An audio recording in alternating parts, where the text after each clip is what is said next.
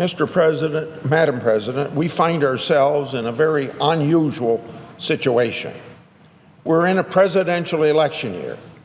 The campaign for our next commander-in-chief is in full swing. Voting has begun. Some candidates for president have dropped out of the race after disappointing finishes in the primaries.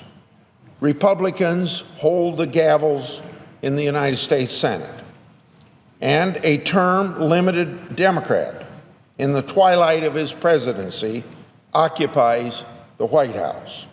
It's within this context that our nation has lost one of the greatest legal minds ever to serve the court.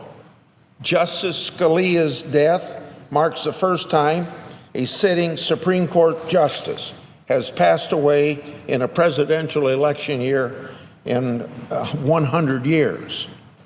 And it's the first time a sitting Supreme Court justice passed away in a presidential election year during divided government since 1888. As my colleagues and I grapple with how the Senate Judiciary Committee should approach this set of circumstances, we seek guidance and wisdom from a number of sources. These include history, practice, and common sense. And yes, we look to what former committee chairmen have had to say on the subject. In reviewing this history, I'm reminded of remarks a former chairman delivered during an election year. That former chairman tackled this knotty problem, and he described what should happen if a Supreme Court vacancy arises during a presidential election year. In fact, this chairman's guidance is particularly instructive because he delivered his remarks in a presidential election year during a time of divided government. The presidential election year was 1992. We had no Supreme Court vacancy. No justice had passed away unexpectedly. No justice had announced his or her intention to retire. Rather, it was the fear of an unexpected resignation that drove this former chairman of the Senate to the Senate floor one day before the end of the court's term. Near the beginning of his lengthy remarks, this chairman, who was and remains my friend, noted another speech he delivered several years prior on the advice and consent clause. That speech from July 1987 was titled, quote, "The right and duty of the Senate to protect the integrity of the Supreme Court," end of quote. This chairman delivered those remarks in 1987 as the Senate embarked on one of its saddest episodes, the unfair and the ugly treatment of an exceptional jurist, Judge Robert Bork. I don't reference that episode to open old wounds, only to provide context, because it was in that speech during the debate that this former chairman defended the Senate's constitutional role in the appointment process. It was there, in that speech, during that debate in 1987, that this former chairman reached back to an early debate from an especially warm summer in Philadelphia 200 years prior. He reached back to the Constitutional Convention because it was then and there that individuals like Rutledge of South Carolina, Wilson of Pennsylvania, Gorham of Massachusetts, and of course, the father of the Constitution, Madison of Virginia. They debated how our young nation's judges were going to be appointed. It was his examination of the debate in 1787 that led this former chairman to declare 200 years later, nearly to the day, quote, Article 2, Section 2 of the Constitution clearly states that the President shall nominate and by and with the advice and consent of the Senate shall appoint judges to the Supreme Court. I will argue that the framers intended the Senate to take the broadest view of its constitutional responsibility. I will argue that the Senate historically has taken such a view, end of quote. Now, that discussion on the advice and consent clause transpired in 1987. But as I said, it was during a presidential election year in 1992 that my friend, this former chairman, took to this very floor. Why did he begin his remarks in 1992 by reference to an earlier speech on the advice and consent clause? I will say it wasn't only because senators sometimes like to quote wise words they once spoke. My friend referenced his own remarks on the advice and consent clause because he wanted to remind his colleagues in this Senate of this Senate's constitutional authority to provide or withhold consent as circumstances might require. And he wanted to remind his colleagues of the Senate's constitutional authority before he addressed the real reason he rose to speak in 1992, the prospects of a Supreme Court vacancy in a presidential election year. After discussing the confirmation debates that had not occurred in presidential election years, my friend turned to some of those that had occurred. Quote, some of our nation's most bitter and heated confirmation fights have come in presidential election years. The bruising confirmation fight for Roger Taney's nomination, 1836. The Senate's refusal to confirm 4 nominations by President Tyler in 1844. The single vote rejections of nominees Badger and Black by lame duck presidents Fillmore and Buchanan in the mid-19th century, and the narrow approval of Justices Lamar and Fuller in 1888 are just some of the examples of these fights in the 19th century, end of quote. Now, this former chairman continued, quote, overall, while only one in 4 Supreme Court nominations has been the subject of significant opposition, the figure rises to 1 out of 2 when such nominations are acted on in a presidential election year, end of quote. This former chairman then outlined some additional history of Supreme Court nominations in presidential election years.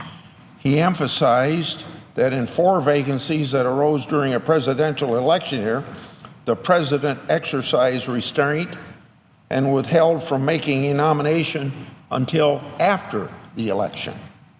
One of those presidents was Abraham Lincoln. Ironically, like President Obama, our 16th president, he was a lawyer and he called Illinois home. But unlike our current president, Abraham Lincoln didn't feel compelled to submit a nomination before the people had spoken in November of 1864. Eventually, my friend got to the heart of the matter during talking about election year 1992. Quote, should a justice resign this summer and the president move to name a successor, actions that will occur just days before the Democratic convention and weeks before the Republican convention meets a process that is already in doubt in the minds of many, will become distrusted by all. Senate consideration of a nominee under these circumstances is not fair to the president, to the nominee, and to the Senate itself. My friend went on to say, quote, it is my view that if a Supreme Court justice resigns tomorrow or within the next several weeks or resigns at the end of a summer, President Bush should not consider following the practice of a majority of his predecessors. No, I said that wrong. So let me start the quote over. It is my view that if a Supreme Court justice resigns tomorrow, or within the next several weeks, or resigns at the end of the summer, President Bush should consider following the practice of a majority of his predecessors and not name a nominee until after the November election is completed. And what is the Senate to do if a president ignores history, ignores good sense, and ignores the people, and submits a nominee under these circumstances? Here again, my good friend, the former chairman, had an answer. Quote, "It is my view that if the president goes the way of Presidents Fillmore and Johnson and presses an election year more nomination, the Senate Judiciary Committee should seriously consider not scheduling confirmation hearings on the nomination until after the political campaign season is over." End of quote. But what of the likely criticism that will be lobbed at the Judiciary Committee and at the entire Senate if it were to choose this path of not holding a hearing?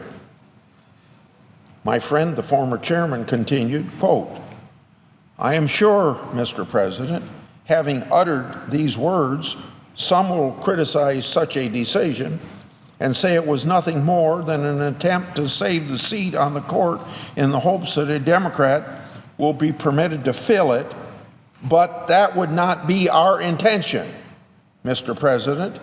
If that were the course to choose in the Senate, to not consider holding hearings until after the election." End of quote. Continuing to quote, though, "Instead, it would be our pragmatic conclusion that once the political season is underway, action on a Supreme Court nomination must be put off until after the election campaign is over. That is what is fair to the nominee and is central to the process. Otherwise, it seems to me, Mr. President, we will be in deep trouble as an institution." End of quote. But won't that impact the court? Can it function with 8 members for some time? Won't it create, quote unquote, crisis? Not remotely. My friend considered this issue as well and appropriately dismissed it. So I quote again, "Others may fret that this approach will leave the court with only 8 members for some time.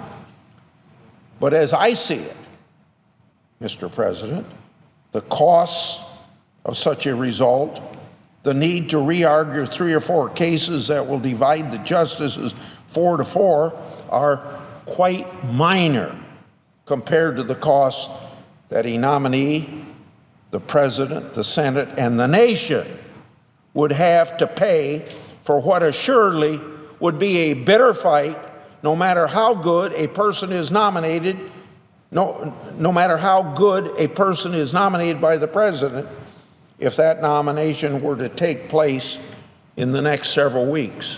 End of quote. In the next several weeks refers to sometime between June and November of 1992. So I want to read this part again.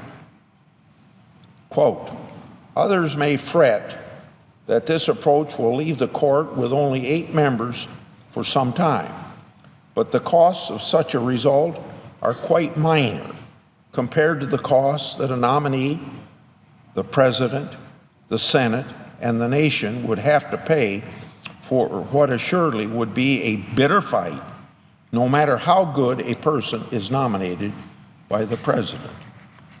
Now, that is very well said. This former chairman is eloquent, where I happen to be very plain spoken. I'd put it this way. It's the principle that matters, not the person. My friend concluded this section of his remarks this way, quote, "In the end, this may be the only course of action that historical practice and practical realism can sustain." Well, I think probably everybody kind of knows that these are the Biden rules. The Biden rules recognize, quote, "The framers intended the Senate to take the broadest view of its constitutional responsibility." The Biden rules recognize the wisdom of those presidents, including another lawyer and former state lawmaker from Illinois, who exercised restraint by not submitting a Supreme Court nomination before the people had spoken. The Biden rules recognize the court can operate smoothly with 8 members for some time, and, quote, "The cost of such a result, the need to re-argue 3 or 4 cases that will divide the justices 4-4, are quite minor compared to the costs that a nominee, the president, the Senate, and the nation would have to pay for what assuredly would be a bitter fight," end of quote. The Biden rules recognize that under these circumstances, quote, "the president should consider following the practice of a majority of his predecessors and not name a nominee until after the November election is completed." The president that he's referring to there is President George H.W. Bush. The Biden rules recognize that under these circumstances, quote, "it does not matter how good a person is nominated by the president," end of quote. The Biden rules recognize that, quote, "once the political season is underway, action on a Supreme Court nomination must be put off until after the election campaign is over. That is what is fair to the nominee and is central to the process," end of quote. The Biden rules recognize that, quote, "Senate consideration of a nominee under these circumstances is not fair to the president, to the nominee, or to the Senate itself," end of quote. The Biden rules recognize under these circumstances, quote, "the Senate Judiciary Committee should seriously consider not scheduling confirmation hearings on the nomination until after the political campaign season is over," end of quote. Madam President, Vice President Biden is a friend, as I've said 3 or 4 times during my remarks, and I say it with the utmost sincerity. I served with him in this body and on the Judiciary Committee for nearly the 30 years that he served. I served with him in this body and on the Judiciary Committee for nearly 30 years. He is honorable, he is sincere, he is loyal to the president he now serves. Because I know these things about him, I can say with confidence that he will enthusiastically support the president and any nominee he submits to the Senate. But I also know this about Vice President Biden. He may serve as vice president, but he remains a United States senator. That's why when he rose to speak in this Senate chamber for the last time, he shared this with his colleagues, quote, "I may be resigning from the Senate today, but I will always be a Senate man. Except for the title of father, there is no title, including vice president, that I am more proud to wear than that of United States Senator." If the President of the United States insists on submitting a nominee under these circumstances, Senator Biden, my friend from Delaware, the man who sat at a desk across the aisle and at the back of this chamber for more than 35 years, knows what the Senate should do. And I believe in his heart of hearts he understands why this Senate must do what he said it must do in 1992. I yield the floor and give back the balance of my time.